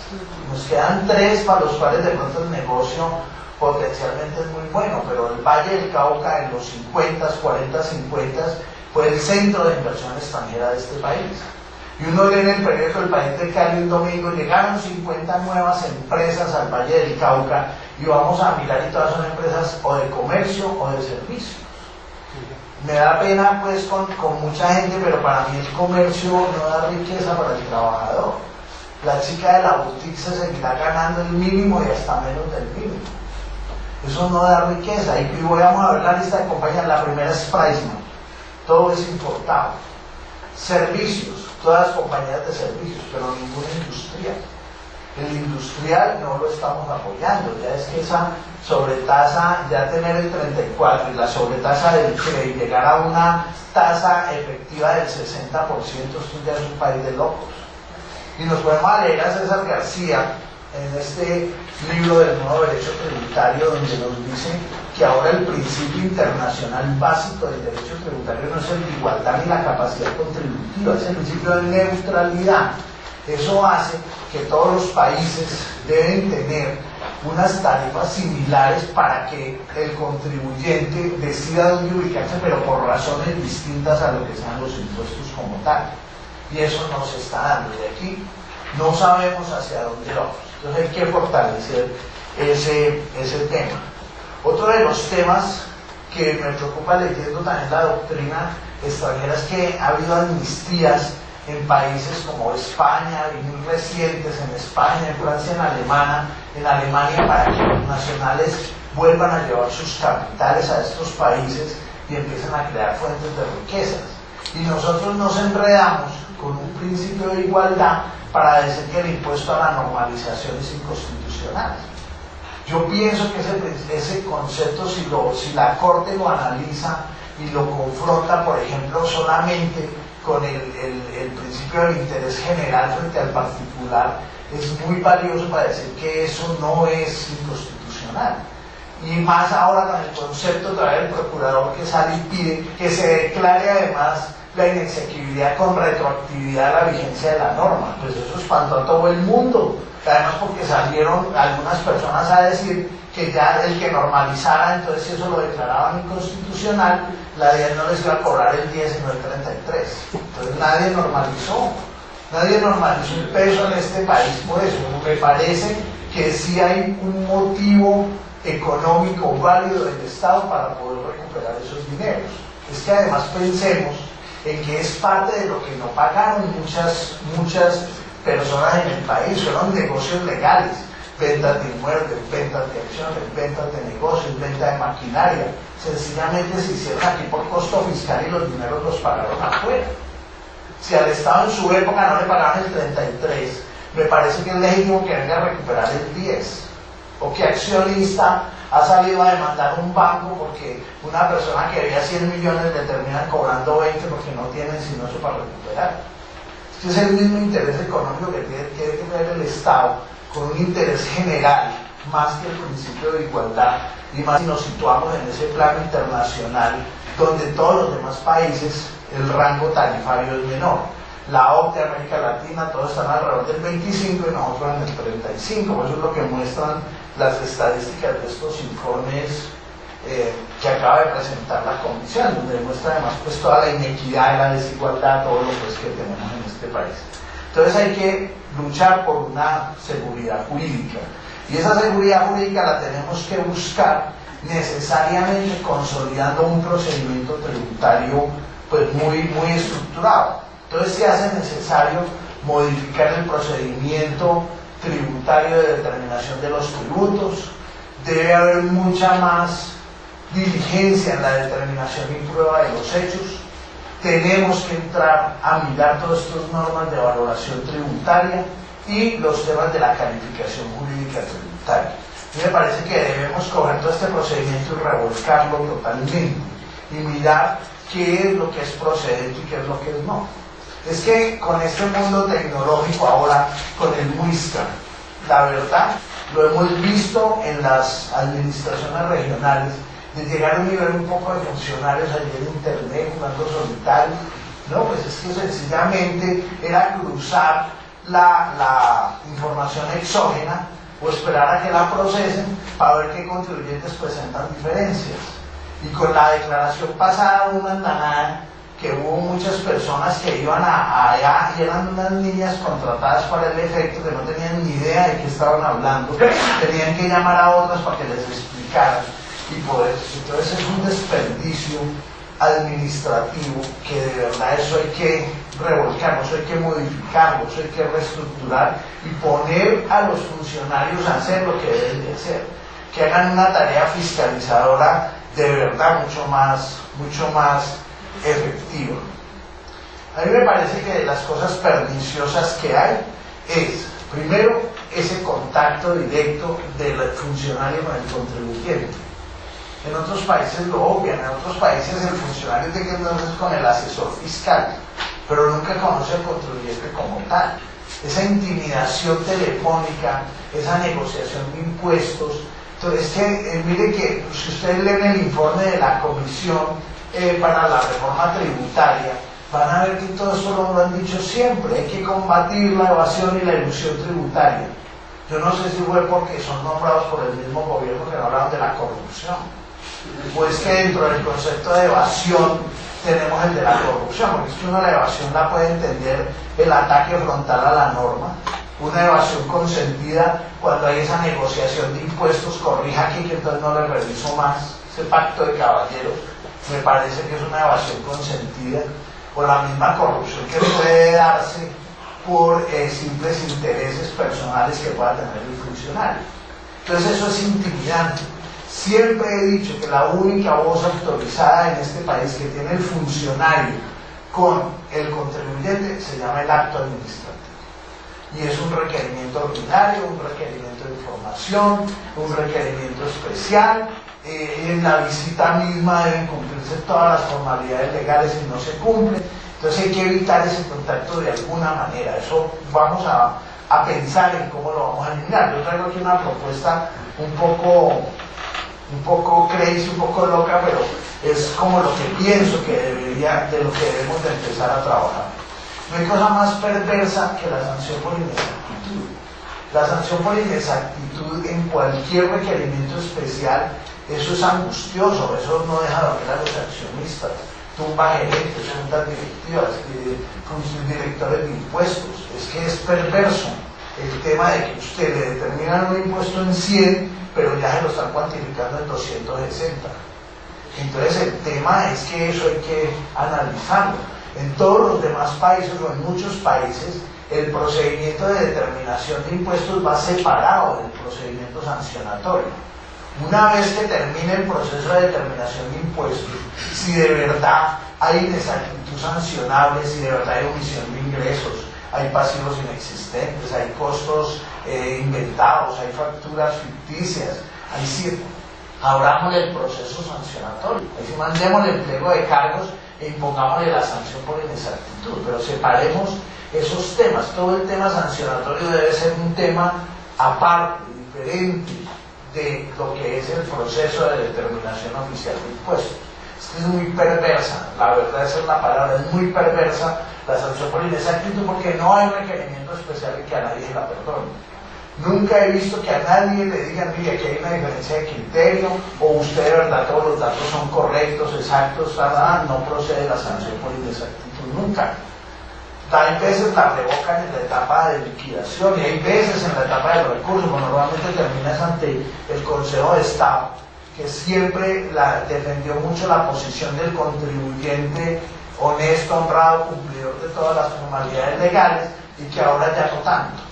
Empiezan a darse variaciones jurisprudenciales que lo dejan a uno bastante asombrado. Entonces me parece que es un tema que también debemos corregir. Así, mi propuesta va a que debemos eliminar la mal llamada prueba de inspección tributaria. Debemos sustituirla por un verdadero procedimiento de inspección que permita documentar toda la actividad inspectora con activa participación del contribuyente. Entonces propongo que distribuyamos en 4 etapas esa actividad inspectora y de fiscalización.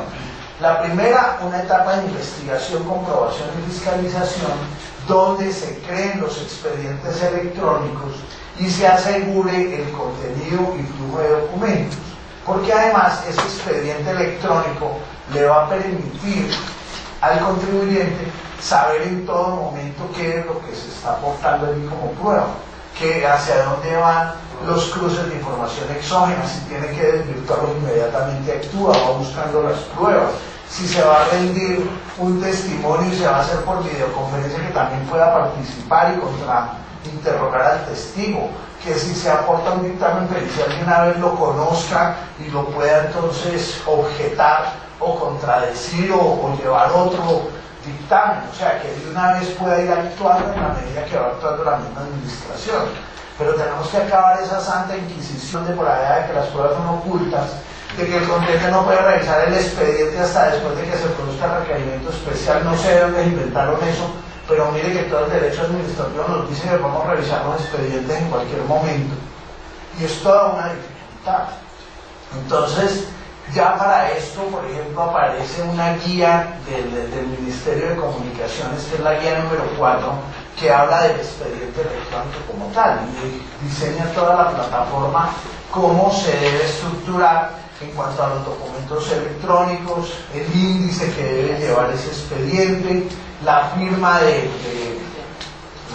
digital del funcionario y de los administrados que estén aportando documentos a ese expediente electrónico, y todo el tema de metadatos y digamos todo esto que hemos venido hablando de la gobernanza electrónica. Por otro lado, en esa etapa, aparte de crear el expediente electrónico, entonces tener un grupo de funcionarios que sea muy activo, muy profesional, muy tecnificado, que solo lleguen o practiquen pruebas sin la facultad de calificar jurídicamente las actuaciones, sin que tengan que presionar al contribuyente para que corrija o no corrija, no, eso hay que quitarlo, eso hay que de una vez erradicarlo de raíz. Deben a la vez solucionar todas las dudas prácticas que se plantean. Ya Paul Kahn-Speyer lo había dicho en su famosa ponencia sobre el abuso de las formas tributarias, cuando decía que para empezar el país tendría que contar con una administración fuerte, dotada de cuantiosos recursos económicos, que se manejen como una empresa, y por sobre todo que integre unos funcionarios muy bien preparados en las áreas jurídica, económica y de negocio, para que los tribunales puedan fallar en esta materia conforme a derecho. Se requiere que la administración les presente los hechos y su análisis de manera impecable, o sea que ya la doctrina colombiana sobre esto se ha pronunciado. La segunda etapa entonces sería la de calificación jurídica de los hechos y pruebas allegadas al expediente. Entonces consigue un comité calificador, que es el que ya va a decir, bueno, este contribuyente hay que hacerle esta serie de cargos. Entonces convoquémoslo a una audiencia en la cual se le hacen los cargos correspondientes. O sea, esa audiencia, y empezamos a introducir el tema de audiencias dentro del procedimiento administrativo, para que allí se le hagan los cargos respectivos, presente sus argumentaciones jurídicas, si es del caso se puede suspender hasta por un mes o un tiempo prudencial esa audiencia para que el contribuyente acabe de allegar toda la documentación y toda la fundamentación jurídica que tenga sobre esos cargos que se les hacen. Y ahí sí pasaríamos a una tercera etapa, que sería el caso en el cual ya con la respuesta que se dio de esa audiencia de cargos, entonces se decida si se le va a practicar el requerimiento especial o no. Y ya empezar a buscar, a definir ya los temas que de verdad sean controversiales, los hechos que todos los hechos deben quedar plenamente probados y demostrados en esa etapa de fiscalización.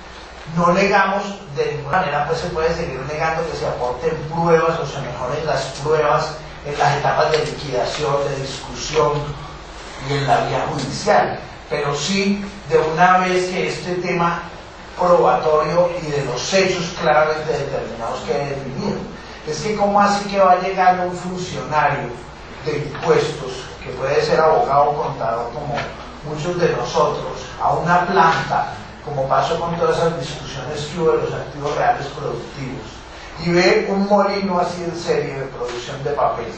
Resulta que una parte del molino hubo que reemplazarlo, que era una máquina que colocaba los pegantes al papel. Y entonces él llega y mira y dice, no, esto es una mejora.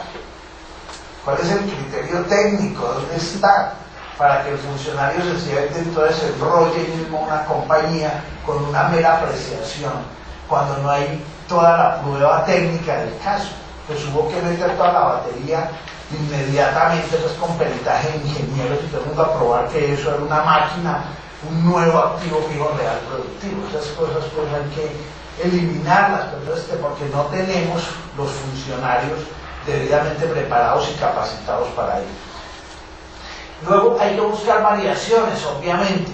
Entonces, que si de seguir, por ejemplo, en la escalonada de las correcciones voluntarias, que si el contribuyente corrige voluntariamente después de los cargos, entonces ya paga el 30, por ejemplo, del mayor valor determinado, siempre y cuando pues se encuentre que la sanción pueda ser discutible por diferencias de criterio.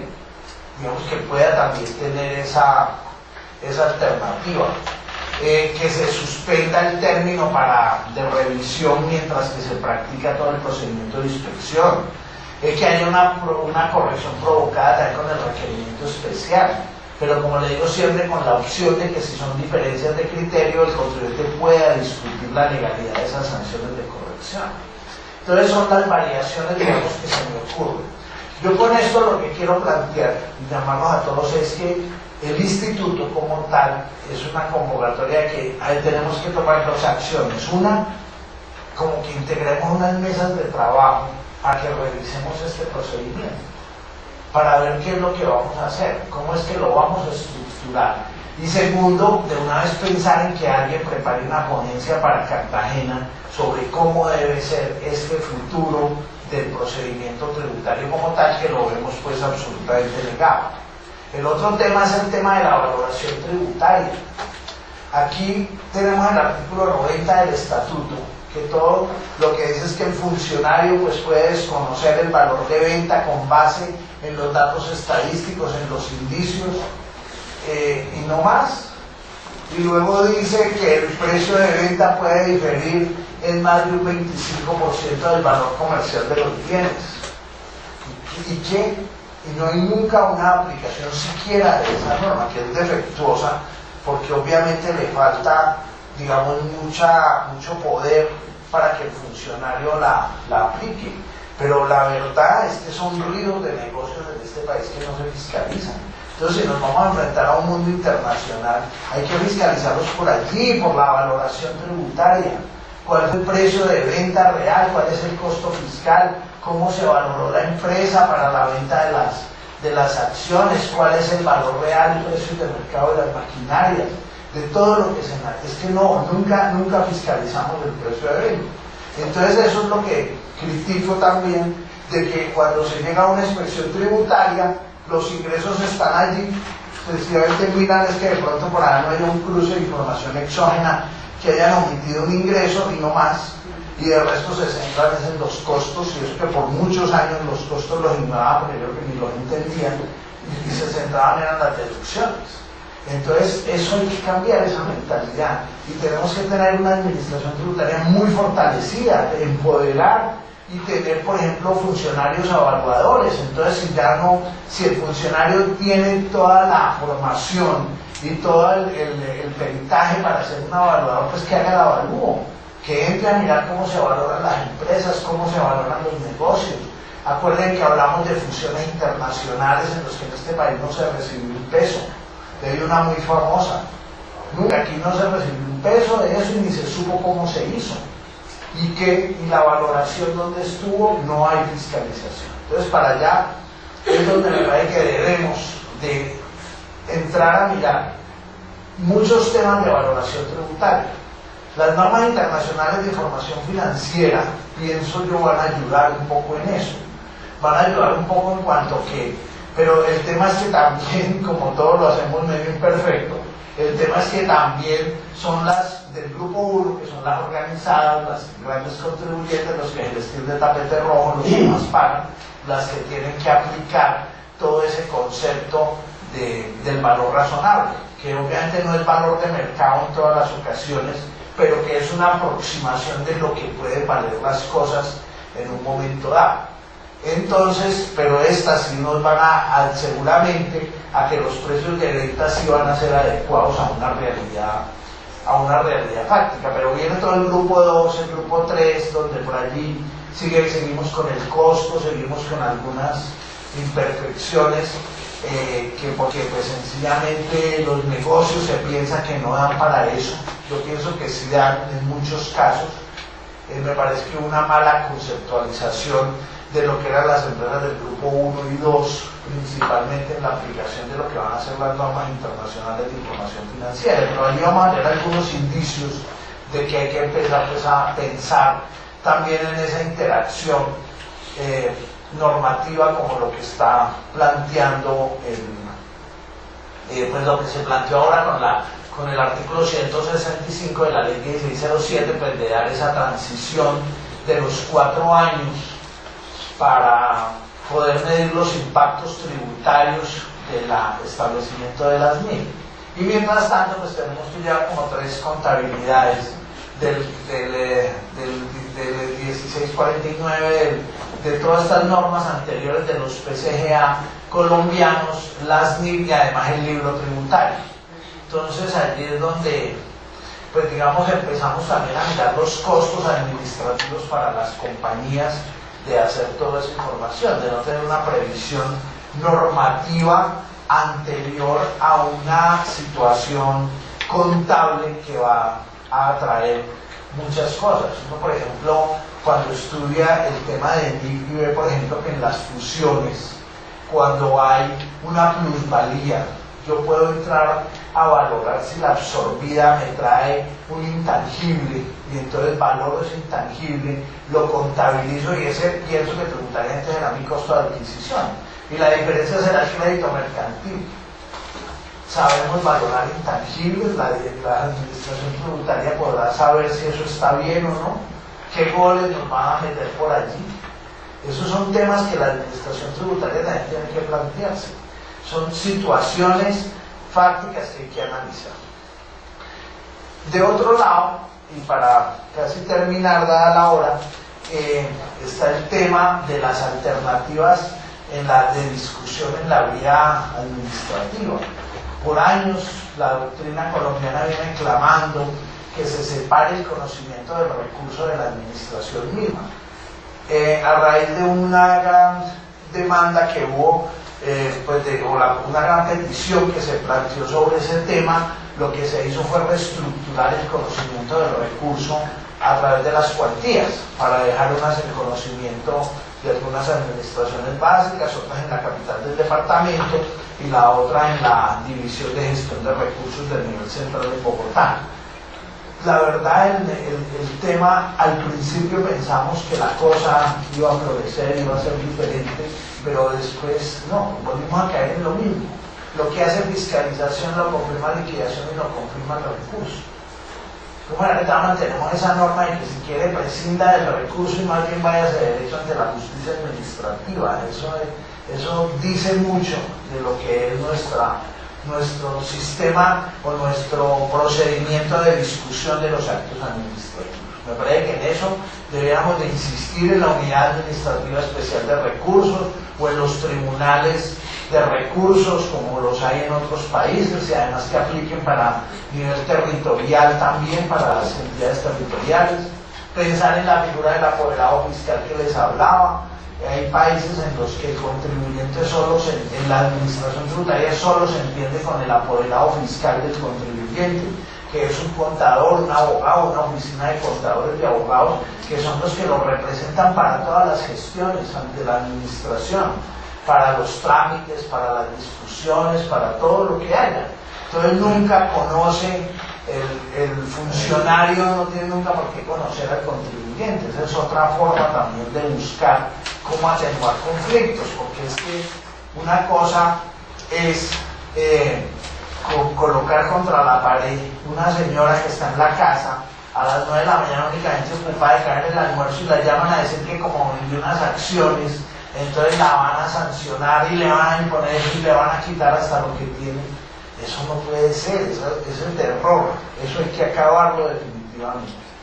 Debemos pensar otra vez en las figuras de la transacción, la conciliación y el arbitraje, y sobre todo debemos regular todo este tema internacional del procedimiento amistoso y el arbitraje internacional.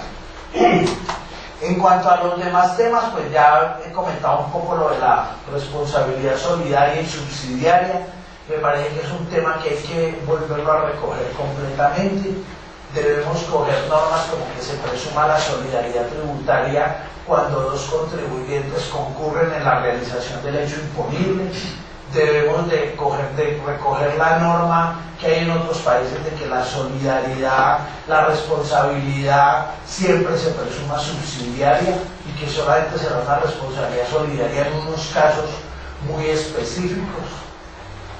Eliminar unas normas que le dan a uno vergüenza. Miren, por ejemplo, esa norma que dice del establecimiento permanente, que dice que cuando las personas naturales o las sociedades extranjeras no presentan la declaración de renta respectiva, entonces el establecimiento permanente es responsable solidario. Y listo, entonces no hay, mira, una sucursal, sí, listo, tiene por lo menos una entidad legal en Colombia y tiene un representante legal.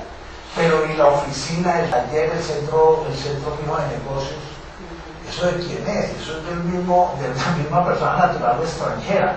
Entonces, ¿cómo es solidariamente responsable una figura que eso ni siquiera tiene, ni siquiera un establecimiento de comercio puede registrar en la Cámara de Comercio? Así está esa norma, miren la que eso dice.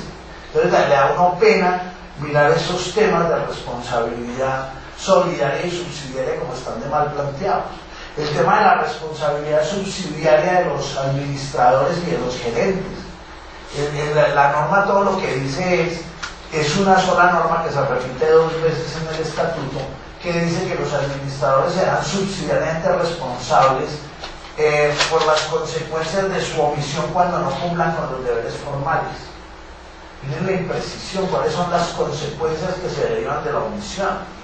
La diáspora ha mal entendido que son solo las sanciones, pero hay que ser las consecuencias que se derivan de su omisión. Yo le diría que hay perjuicios para el Estado, pero eso no puede ser tampoco así, porque es muy indeterminado.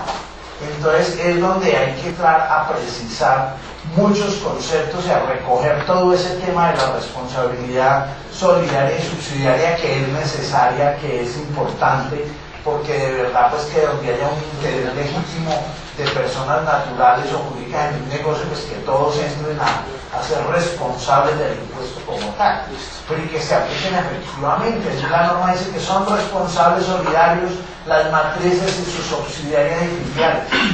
Jamás he visto que le manden un requerimiento especial a una filial y a la vez ellos mismos notifiquen e integren como responsable solidaria la matriz. Eso nunca lo han aplicado.